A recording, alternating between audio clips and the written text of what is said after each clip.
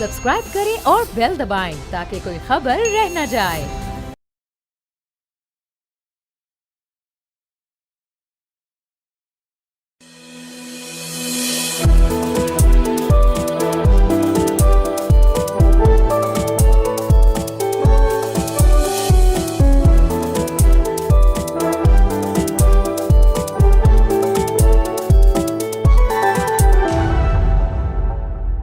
बिस्मिल्लाहिर्रहमानिर्रहीम। अस्सलाम वालेकुम नाज़रीन, प्रोग्राम फ्रंट पेज के साथ मैं हूँ मोइज़ुर रहमान और मैं हूँ अलीबा फातिमा। खबरों का आगाज़ करेंगे अगेन डोनाल्ड ट्रंप के साथ।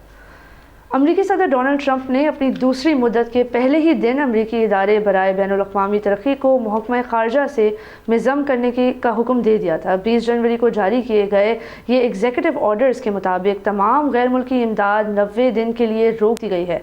इस फैसले के नतीजे में दुनिया भर में 10,000 से ज़्यादा मुलाजमीन में से सिर्फ 611 को ज़रूरी अमले के तौर पर बरकरार रखा जाएगा और अमरीका की तरफ से भी फराहम की जाने वाली सालाना $72 बिलियन की इमदाद जो आलमी इंसानी इमदाद का 42% है, अब ख़तरे में है। नाज़रीन, अमरीकी इदारा बराए बैनुल-अक़वामी तरक्की की जानिब से 130 ममालिक में गुर्बत, बीमारियों और इंसानी ज़रूरियात को पूरा करने के लिए काम किया जा रहा था। ये इदारा 1961 में सदर जॉन एफ कैनेडी ने कायम किया था और गुज़िश्ता साल इस इदारे ने $43.79 अरब की इमदाद फराहम की। सबसे ज़्यादा इमदाद Ukraine, Ethiopia, उर्दन, Congo, Somalia, Yemen, Afghanistan, Nigeria या जनूबी सूडान और शाम को दी गई। लेकिन अब डोनाल्ड ट्रंप की जो इंतज़ामिया है उनके मुताबिक ये इदारा अमरीकी मफादात के खिलाफ काम कर रहा है।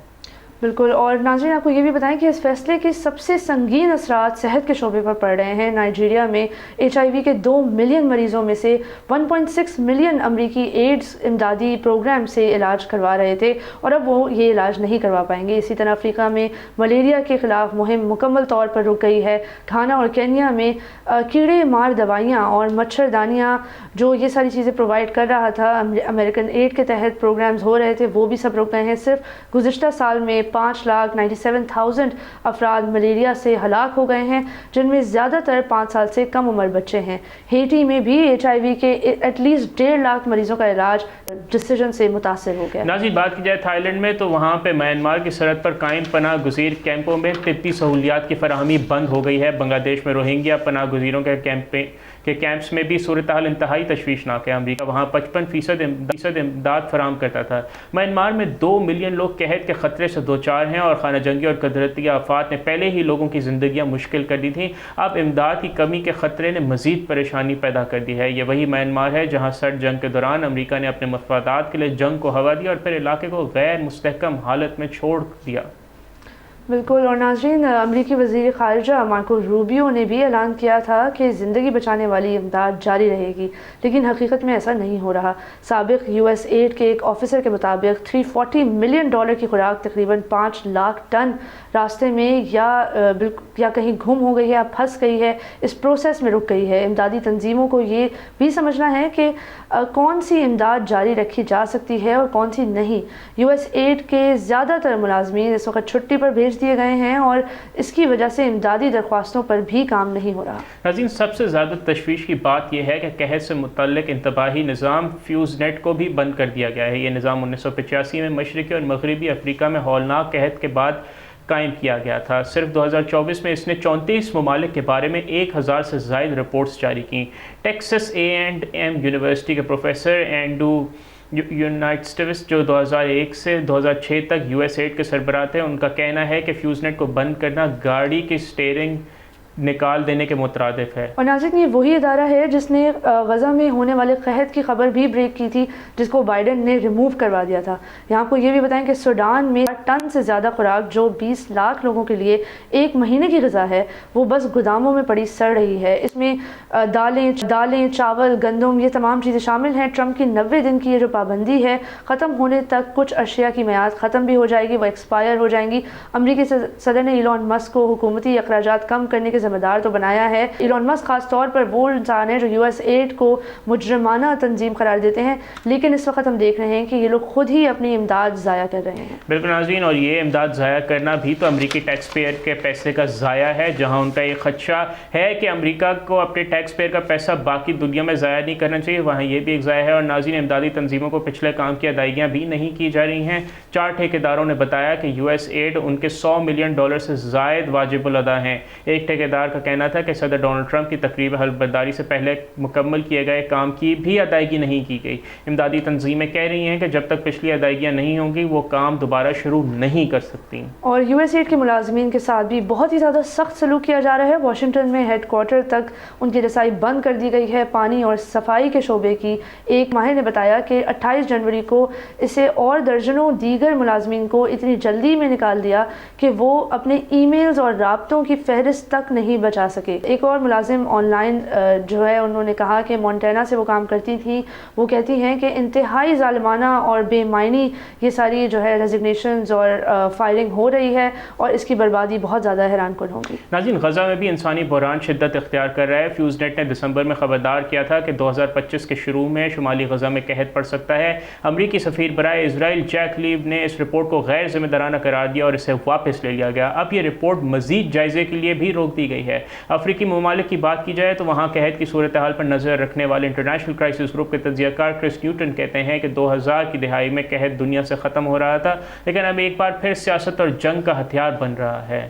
اور مانا نیوٹریشن کے چیف ایگزیکٹو آفیسر مارک مور کہتے ہیں کہ غذائی اجزاء بنانے والی کمپنیوں کو روکنے کا حکم دے دیا گیا ہے۔ انہوں نے کہا ہے کہ یہ کوئی مبالغہ رائے نہیں ہے کہ یو ایس ایڈ کے بغیر لاکھوں بچے غذائی قلت کا سامنا کریں گے اور شاید ان کی موت بھی واقع ہو جائے۔ ہماری مدد پر تقریباً ہر کوئی متفق ہے کہ بھوکے بچوں کو ہنگامی امداد کی ضرورت ہے اور ان امداد کو نہیں روکنا چاہیے۔ تھائی لینڈ میں بھی انٹرنیشنل ریسکیو کمیٹی کو میانمار کی سرحد پر 7 پناہ گزیر کیمپوں میں چلنے والے ہسپتال اور کلینک میں فوری انتظام کو فوری بند کر دیا گیا ہے اور حاملہ خواتین اور بچوں سمیت مریضوں کو ڈسچارج کر دیا گیا ہے۔ وہ اب ادویات اور طبی آلات تک رسائی سے محروم ہیں۔ یہ ایک بزرگ خاتون کو جو پھیپھڑوں کی بیماری میں مبتلا تھیں اور آکسیجن پر انحصار کرتی تھیں، ان کو بھی ڈسچارج کر دیا گیا ہے۔ اب پتہ نہیں کیا ہوگا، لیکن ان خاتون کا خاص طور پر انتقال بھی ہو گیا ہے۔ ناظرین، ہیٹی کی بات کی جائے تو وہاں بھی ہمیشہ سے ایک ہیومینیٹیرین کرائسس رہا ہے۔ وہاں پہ ایڈز کے مریضوں کے علاج کا پروگرام جسے وزارت خارجہ کی طرف سے استثنا حاصل تھا، وہ بھی اب تک بند ہے کیونکہ انہیں کوئی فردر تحریری ہدایات نہیں ملی۔ یہ پروگرام حاملہ خواتین کو ادویات فراہم کرتا ہے تاکہ ان کے بچوں کو HIV منتقل نہ ہو۔ اور ہیٹی میں ناظرین 1,50,000 ایڈز کے مریضوں میں سے نصف سے زیادہ کا علاج پینا فارم پروگرام کے تحت ہو رہا ہے۔ 2024 میں امریکہ نے ہیٹی کو انسانی امداد کا 60% یعنی $208 ملین فراہم کیے گئے تھے۔ تو اس وقت معاملات بہت زیادہ سخت ہیں، بہت ہیں۔ پوری دنیا بھر میں اسپیشلی ایشین کنٹریز اور افریقن کنٹریز جو سب سے زیادہ مقدار میں یونائٹڈ اسٹیٹس کی ایڈ پر ڈیپینڈ کرتی تھیں، خاص طور پر اپنے ہیلتھ کیئر پروسیسز کے لیے، HIV کی ٹریٹمنٹ کے لیے، ملیریا کی ٹریٹمنٹ کے لیے، جو بھی new natal, post natal, maternity treatments ہیں، یہ تمام جو بہت زیادہ اسینشل ہیلتھ کیئر سہولیات ہیں، ٹیکنیکلی یہ جینے اور مرنے کا فیصلہ کرنے والی سہولیات ہیں، اب یہ سب میسر نہیں ہوں۔ بالکل ناظرین، جہاں امریکی حکومت کے خدشات ہیں US ایڈ تک، اس میں وزن بھی ہے، اور کیونکہ جیسے ہم نے آپ کو بتایا تھا کہ گلوبل ایڈ میں کرپشن کا عنصر بہت زیادہ پایا جاتا ہے، لیکن وہاں پہ یہ بات ضروری ہے کہ آڈٹ کر کے اس بات کو انشور کیا جائے کہ جو مستحق لوگ ہیں وہاں تک ایڈ کی فراہمی بند نہ ہو۔ اس حوالے سے ہم آپ کو مزید بھی آگاہ کرتے رہیں گے، لیکن یہاں وقت ہو جاتا ہے ایک بریک کا، کہیں نہیں جائے گا، ہمارے ساتھ ہی رہیے، دیکھتے رہیے بول نیوز۔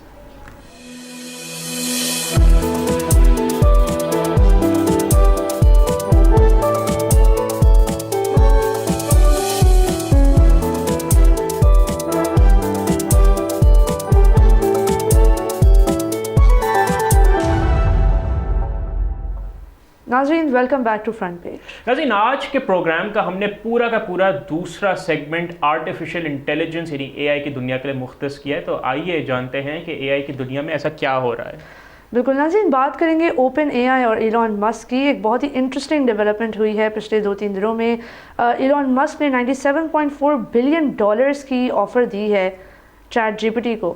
ان کا کہنا تھا کہ وہ اس چیٹ GPT کے پلیٹ فارم کو خریدنا چاہتے ہیں۔ اوپن AI کو انہوں نے یہ آفر دی، لیکن اس کے بعد بھی بہت زیادہ تحفظات ہیں اور اوپن AI یہ آلریڈی آفر ریجیکٹ بھی کر چکا ہے بہت ہی مضحکہ خیز انداز سے۔ آپ کو بتائیں کہ اوپن AI کا جو بورڈ ہے اس کا کہنا ہے کہ ہم نے کوئی فارمل آفر ریسیو نہیں ہوئی ہے ایلون مسک کی، اور فارمل بڈ کے جو مراحل ہوتے ہیں اس میں آپ کو کئی فارمز فل کرنے ہوتے ہیں، ڈیٹا جمع کرانا ہوتا ہے، کمپنی کی ویلیویشن آپ نے کیسے کی اس کے بارے میں بتانا ہوتا ہے۔ یہ ساری چیزیں ایلون مسک نے نہیں کی، لیکن کھلے عام پبلک میں آ کے انہوں نے اپنی اناؤنسمنٹ فوراً کر دی کہ وہ چاہتے ہیں کہ وہ اوپن اے آئی کو خرید لیں۔